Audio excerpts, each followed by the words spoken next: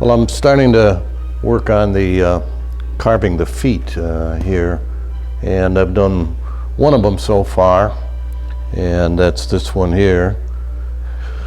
And I've started to, well, these are the two different feet that are on this one being at the Stratford Hall one, and this one here being at the Mesda, both Walker feet, but they're quite different. This one's narrower, this one's more traditional, I would say, in its foot there. So I think we're going to end up with this one. Now both of them have flat here, which I don't particularly think is attractive.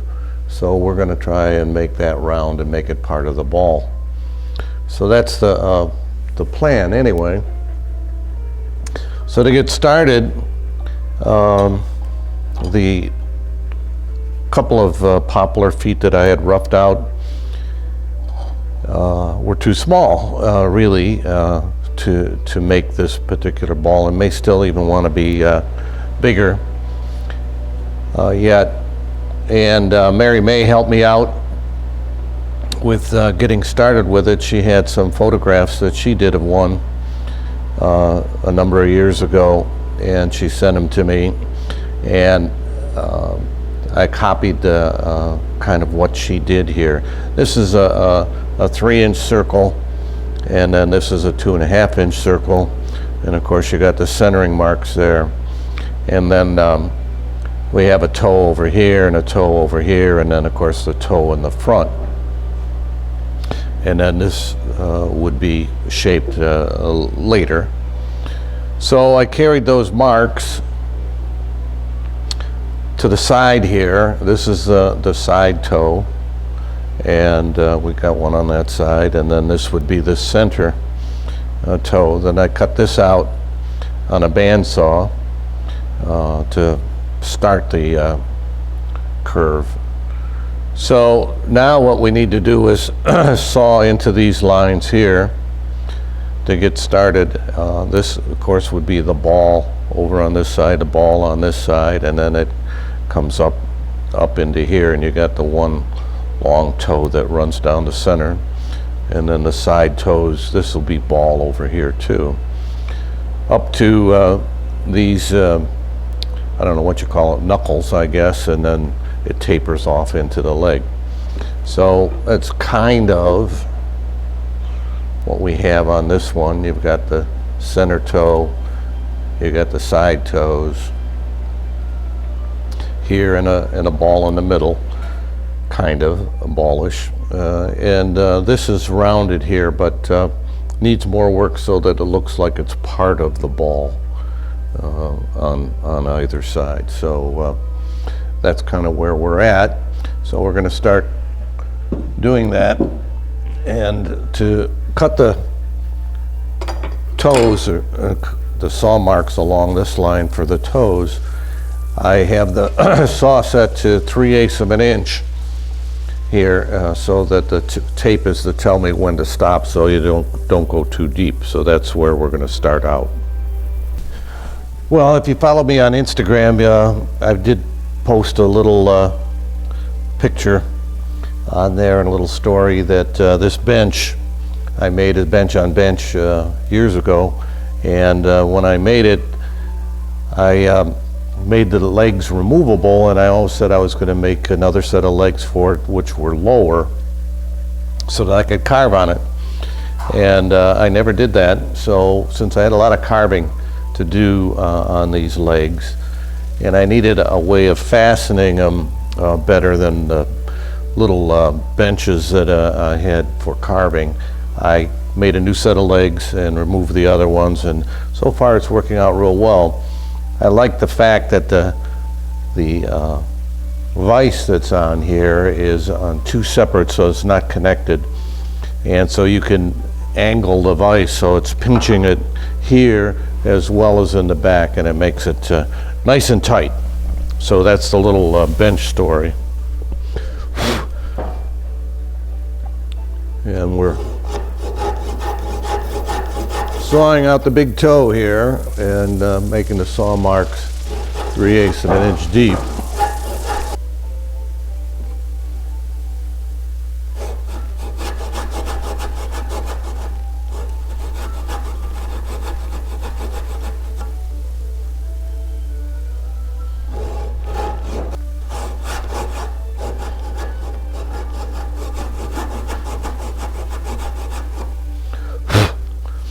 Then we'd have to do the side ones.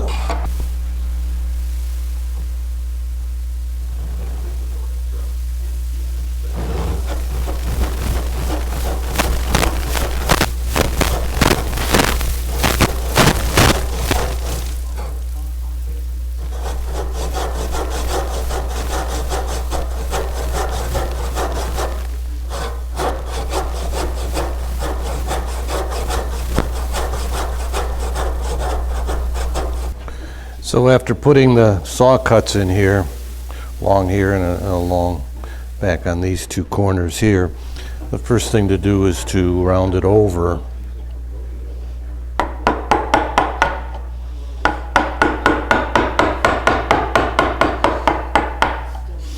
And I'm trying to go straight down and follow the circle that I marked on the bottom.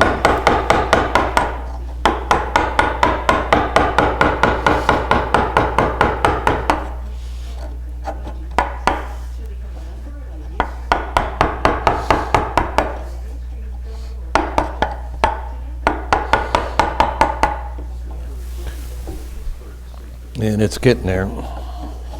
This carving gouge is either very dull or I'm carving off all end grain here.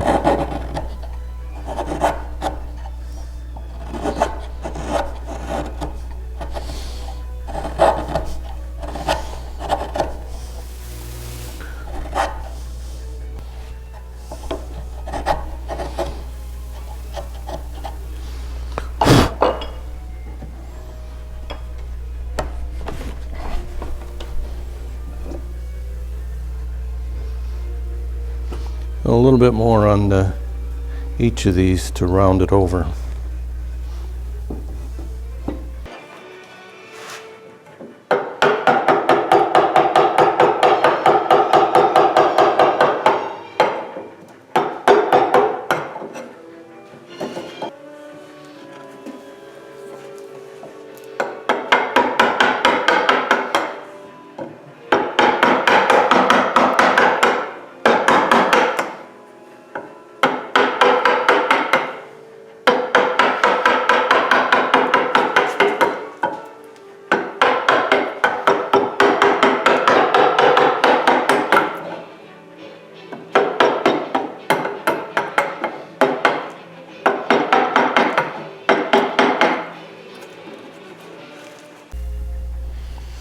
Well, surprise, I'm done carving it. We're gonna go back and I'll show you what I did, but this is how it finished up, at least this version of it. So let me explain what I did. So this, if you watched in the video, you'll see that this leg was not shaped. So I carved it and then I shaped the leg afterwards. I decided that I didn't particularly like that approach to it, so I shaped the leg first.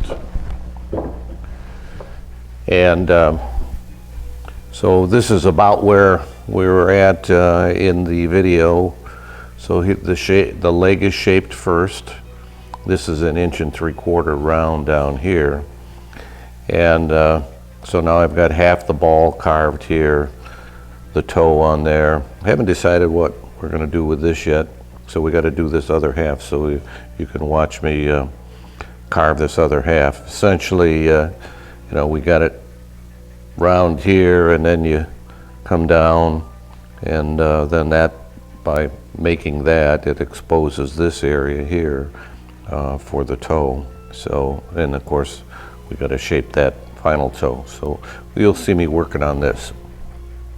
So to help matters, Mary May was kind enough to volunteer to loan me these two that she did. And they are similar, quite a bit smaller than what mine are going to be. I mean,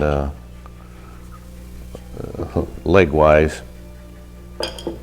But you can see how she approached it, and it helps me to view it. She does not have, at the moment, does not have a plaster cast of this. We've got the acanthus leaf on the top here, and I've got to carve the acanthus leaf up here, a slightly different style. But anyway, these are good samples, and if you've never taken any, I've taken both in person and online classes from Mary May, and you ought to check out her site. She has a website with, you can sign in and take the classes online or find out where she's teaching in person. Well, I thought I'd film a little bit while I was working on this one and show you what I'm doing. So this side here is pretty good. It's roughed out. I got the toe in. Still got work to do here and a little more work to do down here, but the ball, it's a ball, and this is a continuation of that ball, but it still needs a little more work so when you sight it, it turns correctly. So I thought the next thing that I would do would be to work on the other side now that I've got one side done, or roughed out anyway. That, I'd show you a little roughing out on this side. So I'm using a 3/4. 5/8 would do better, but I can't find one at the moment anywhere. But you can see, if I'm gonna make this ball look like that ball, I got a lot of material to take off.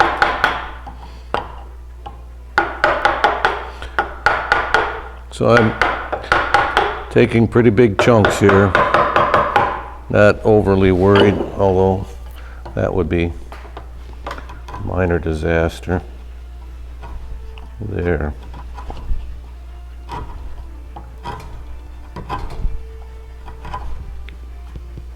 Anyway, following the grain.